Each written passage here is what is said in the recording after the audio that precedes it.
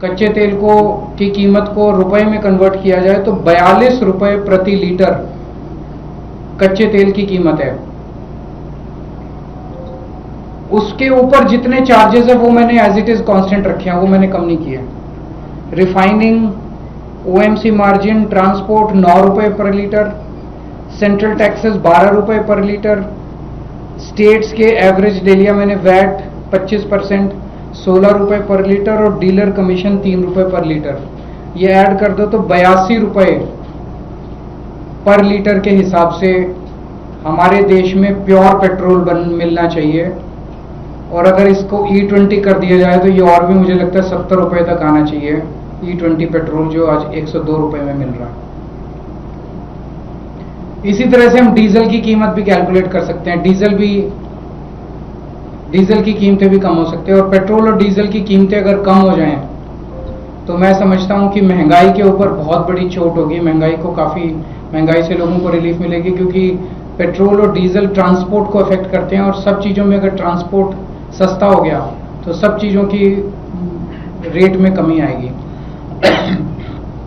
अब सरकार ये कह सकती है, जो मैंने हरदीप पुरी जी के बयान सुने हैं, कि जब वॉर चल रहा था तो उस वॉर में तेल की कंपनियों को घाटा हुआ, जिसकी भरपाई अब हमें प्रॉफिट करके पूरी करनी पड़ रही है। ये इनका तर्क बिल्कुल गलत है। 2014 से लेके आज तक 6 बार अंतर्राष्ट्रीय मार्केट में कच्चे तेल की कीमत काफी कम हुई है। उसके बावजूद सरकार ने तेल की कीमत, जब कच्चे तेल की कीमत कम हुई, देश के अंदर पेट्रोल की कीमत नहीं बढ़ाई। तो उस वक्त जब इन्होंने बम्पर प्रॉफिट किए थे उन दिनों में, वो प्रॉफिट का पैसा अब ये क्या कर रहे हैं? अब इनको क्या वो 3 महीने 4 महीने जब युद्ध चला उस वक्त का जो थोड़ा बहुत इनको लॉस हुआ वो उससे कॉम्पेंसेट नहीं कर सकते? पिछले साल ही बताया जा रहा है कि 77,000 करोड़ रुपए का तेल कंपनियों को प्रॉफिट हुआ है, बम्पर प्रॉफिट हुआ है। पिछले 3-4 साल से बम्पर प्रॉफिट हो रहे हैं तेल कंपनियों को। तो क्या वो इस्तेमाल नहीं कर सकते इसको सेट ऑफ करने के लिए? वो कर सकते हैं। तो जो अभी हम लोगों से 102 रुपए चार्ज किए जा रहे हैं वो बहुत ज्यादा है। और मेरी देश के लोगों की तरफ से सरकार को डिमांड है कि आप तुरंत इसको 82 प्योर पेट्रोल आप 82 रुपए प्रति लीटर देना चालू कीजिए, और E20 अगर देना है तो वो और भी कम होना चाहिए। अगर आपका कोई क्वेश्चन है तो बताइए। Thank you. सर, जो लॉसेस की थ्योरी लगातार दी जा रही है, आप जिसके बारे में चर्चा भी कर रहे हैं, वो कह रहे हैं कि लगातार अप्स एंड डाउन्स होता है, तो उसकी वजह से मैनेज करना बहुत जरूरी है। और साथ ही साथ ATF के प्राइजेस भी इससे कनेक्टेड हैं, जो एविएशन टर्बाइन फ्यूल है। तो बहुत सारा मैट्रिक्स केंद्र सरकार अपने डिफेंस में रखती है इस मामले। तो मैट्रिक समझा दे सरकार हमें। हम भी इस देश के 140 करोड़ लोग समझदार लोग हैं। सरकार समझती है कि कुछ भी बोल के हम लोगों को बेवकूफ बना देगी। सरकार समझाए तो सही। सिंपल सी बात है, 77,000 करोड़ रुपए का प्रॉफिट। मैं आपको बताता हूं इनको कितना कितना प्रॉफिट हुआ है।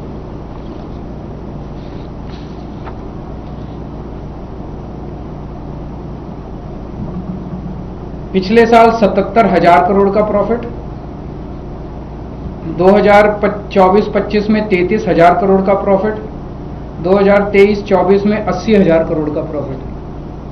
तो ये तीनों मिला लें तो इसी में 2 लाख करोड़ रुपए का प्रॉफिट है। तो अगर 4 महीने अगर थोड़ा बहुत लॉस हो गया तो कह रहे हैं अब हम बम्पर प्रॉफिट कमाएंगे, क्योंकि पिछले 3 महीने में थोड़ा सा लॉस हुआ। तो वो 2 लाख करोड़ कहाँ गए?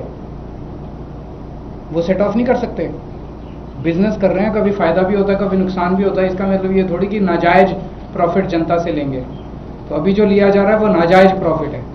सरकार को इसको तुरंत कम करना चाहिए और गलत, झूठी, फर्जी दलीलें नहीं देनी चाहिए। सर, ये कैलकुलेशन अगर इतना आसान है, क्या लग रहा है सरकार क्यों नहीं कर रही? इसके पीछे के क्या? सरकार हमें हर चीज में प्रॉफिट कमा रही है, हर चीज के अंदर लोगों को चूना लगा रही है, लूट रही है लोगों को, हर चीज के अंदर लूट रही है। सर, क्या आप इस पूरे बात मामले को लेकर हरदीप पुरी को कोई लेटर लिखेंगे या कोई मांग करेंगे ऑफिशियल तौर पर? आज ये मेरी पहली प्रेस कॉन्फ्रेंस है। इस मुद्दे को उठाएंगे और इस मुद्दे को अच्छे से उठाएंगे। आने वाले समय में आगे क्या करेंगे बताएंगे आपको। सर, मॉनसून भी दिल्ली में जगह जगह जलभराव के विजुअल्स भी आपने देखे होंगे। इसको लेकर क्या कहेंगे सरकार की तैयारी? मेरे को सबसे ज्यादा तो इनका मिंटो ब्रिज वाला मजाक। मिंटो ब्रिज को हमने आते ही पहले 2 साल के अंदर सॉल्व कर लिया था मिंटो ब्रिज की, उसको दिखा रहे हैं। बाकी पूरी दिल्ली का जल भराव इनको नहीं दिख रहा। पूरी दिल्ली डूबी हुई है, जगह जगह इतने ज्यादा पानी भर गया है, इतना ज्यादा कूड़ा है, इतनी सड़कें टूट गई है।